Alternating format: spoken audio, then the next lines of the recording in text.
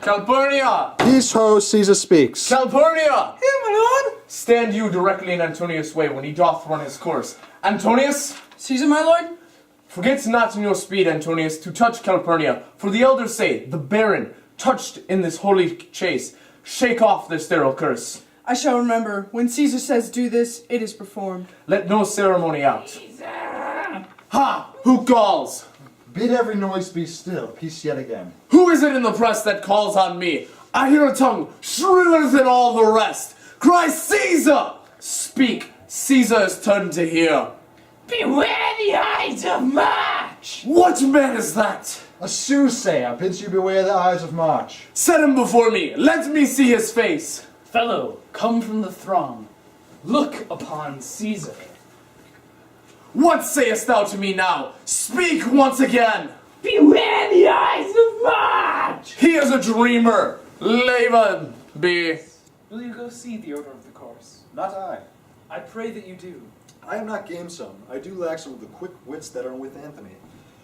Let me not hinder your desires, Cassius. I'll leave you. Brutus, no. I do observe you now of late. I have not from your eyes that gentleness and show of love as I was wont to have. You bear too stubborn and too strange a hand over a friend that loves you. Cassius, be not deceived. If I avail my love, I turn the trouble of my countenance merely upon myself. Vexed I am of late with passions of difference, concepts only prior to myself, which gives some soil perhaps to my behaviors. But let not therefore my good friend be grieved, among which number Cassius be one, nor construe any further neglect than the poor Brutus with himself at war forgets to show love for other men. Then, Brutus, I have much mistook your passion, by means whereof this breast of mine hath buried thoughts of great value, worthy cogitations. Tell me, good Brutus, can you see your face? No, Cassius, for the eye sees not itself, but the reflection of by some other things. 'Tis just, and it is very much lamented, Brutus, that you have no such mirrors as will turn your hidden worthiness into your eye, that you might see your shadow. I have heard where many of the best respected in Rome except immortal Caesar, speaking of Brutus, and groaning underneath this age's yoke, have wished that noble Brutus had his eyes. Into what dangers would you lead me, Cassius? That you would have me seek inside myself for something that is which not there. Therefore, good Brutus, be prepared to hear, and since you know you cannot see yourself so well as by reflection, I, Cassius your glass, will modestly discover to yourself that of yourself which you yet know not of, and be not jealous on me. Gentle Brutus, were I a common laugher, or did use to stale with ordinary oaths my love to every new protester, if you know that I do fawn on men and hug them hard, and after scandal them, or if you know that I profess myself in banqueting to all the road, then hold me dangerous. What's the mean of this shouting? I do fear the people choose to crown Caesar. Aye, do you fear it?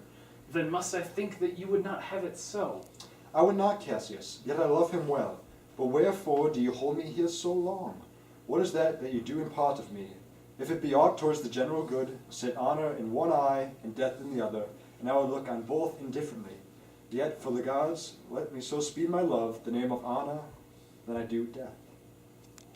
I know that virtue to be in you, Brutus, as well as I do know your outward favor. Well, honor is the subject of my story.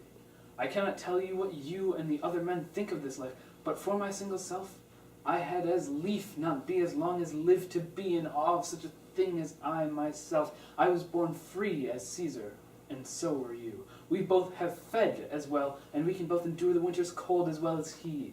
For once, upon a raw and gusty day, the troubled Tiber chafing with her shores, Caesar said to me, "Darest thou, Cassius, now leap in with me into this angry flood, and swim to yonder point?"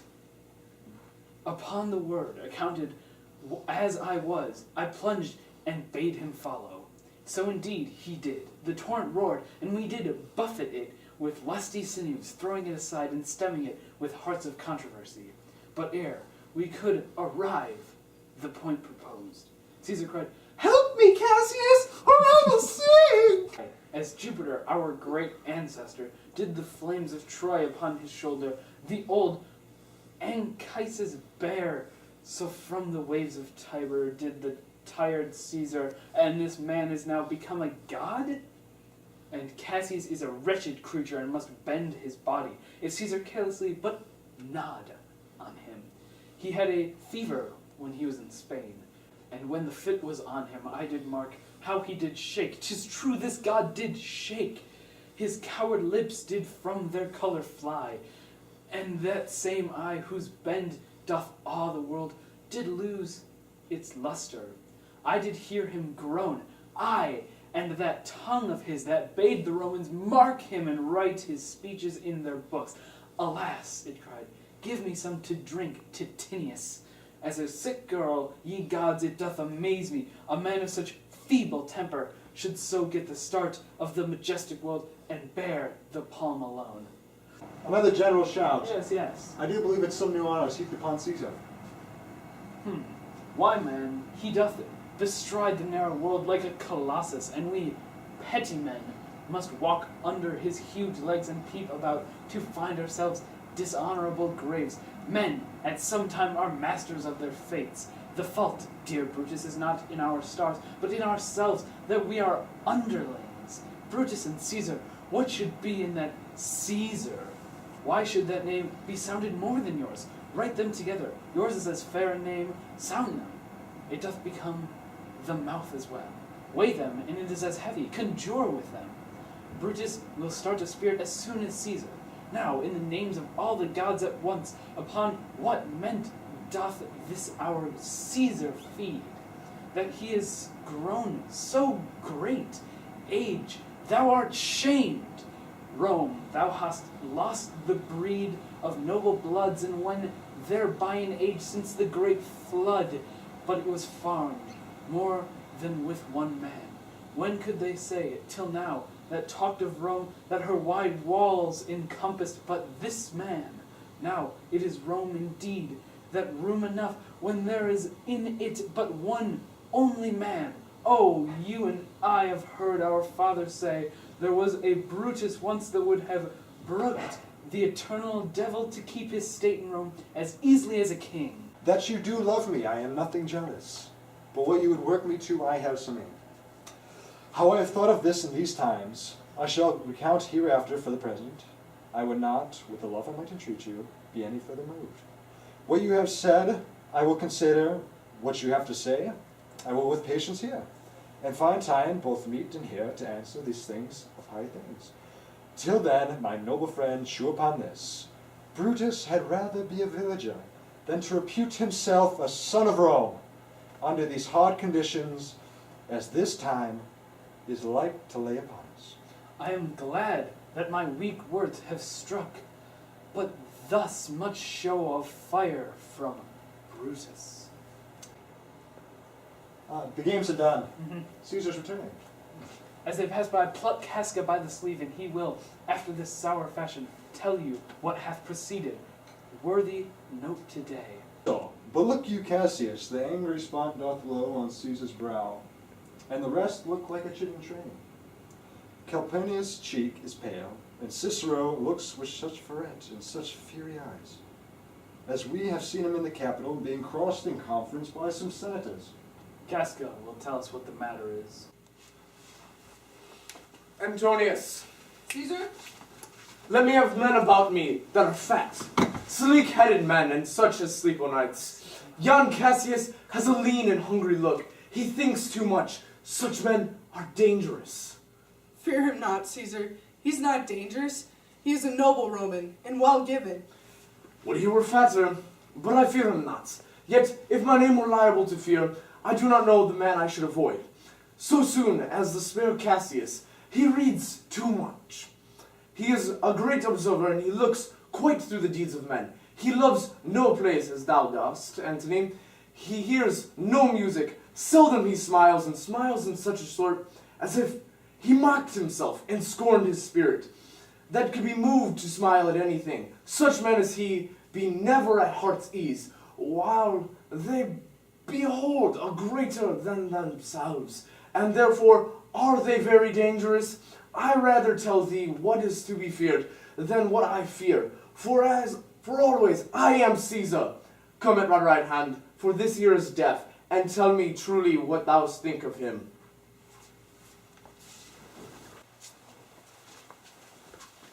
You pulled me by the cloak. Would you speak with me? Aye, Casca, tell us what hath chanced today, that Caesar looks so sad. Why, you were with him, were you not? I shall not then ask Casca what has chanced.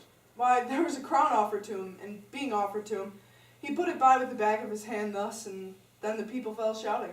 What was the second noise for? Why, for that too. They shouted thrice. What was the last cry for? Why, for that too. Was the crown offered him thrice? Aye, marry was it. And he put it by thrice every time, gentler than the other, and at every time putting by, mine honest neighbor shouted. Who offered him the crown? Why, Antony. Tell us the manner of this, gentleman, Casca. I can as well be hanged as tell the manner of it. It was mere foolery. I did not mark it. I saw Mark Antony offer him a crown, yet 'twas not a crown neither. 'Twas one of those coronets. And as I was told you, he put it by once, but for all that, to my thinking, he would have fain have had it.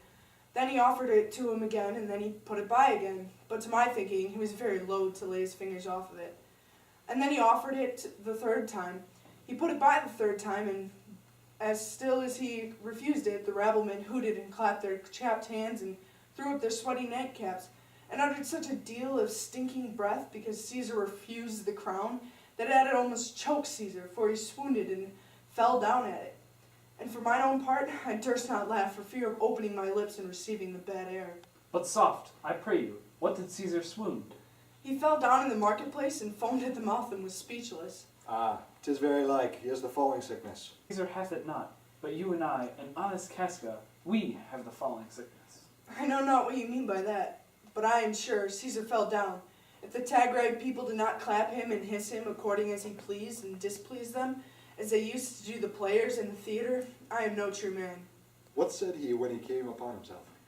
Mary, before he fell down, when he perceived the common herd was glad he refused the crown, he plucked me up his doublet and offered them his throat to cut. And I had been a man of any occupation if I would not have taken him at a word. I would I might go to hell among the rogues. And so he fell. When he came to himself again, he said if he had done or said anything amiss, he desired their worship to think it was his infirmity. 3 or 4 wenches where I stood cried, Alas, good soul, and forgave him with all their hearts, but there's no heed to be taken of them. If Caesar had stabbed their mothers, they would have done no less. And after that he came thus sad away? Aye, Did Cicero say anything? aye, he spoke Greek. To what effect? Nay, and I tell you that I'll never look you in the face again. But those that understood him smiled at one another and shook their heads. But for mine own part, it was Greek to me. I can tell you more news too. Morellus and Flavius, for pulling scars off Caesar's images, are put to silence. Fare you well. There was more foolery yet, if I could remember it. Will you sup with me tonight, Casca? No, I am promised forth. Will you dine with me tomorrow? Aye, if I be alive and your mind hold or your dinner worth eating. Good, I will expect you. Do so. Farewell both. What a blunt fellow he's grown to be. He was a quick middle when he was in school. So is he now in execution of any bold or noble enterprise. However, he puts on this tardy form. This rudeness is a sauce to his good wit, which gives men stomach to digest his words with better appetite. And so it is. For this time I will leave you. Tomorrow, if you so please with me, I will come home to you. If you will, come home to me, and I will wait for you. I will do so then. Till then, think of the world.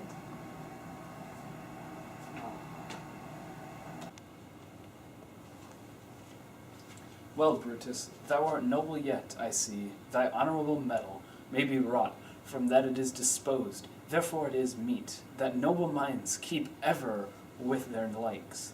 For who's so firm that cannot be seduced? Caesar doth hear me hard, but he loves Brutus. If I were Brutus now, and he were Caesar, he should not humor me. I will this night to several hands in at his windows throw, as if they came from several citizens, writing all tending to the great opinion that Rome holds of his name, wherein obscurely Caesar's ambition shall be glanced, and after this let Caesar seat him for sure. For we will shake him, or worse days endure.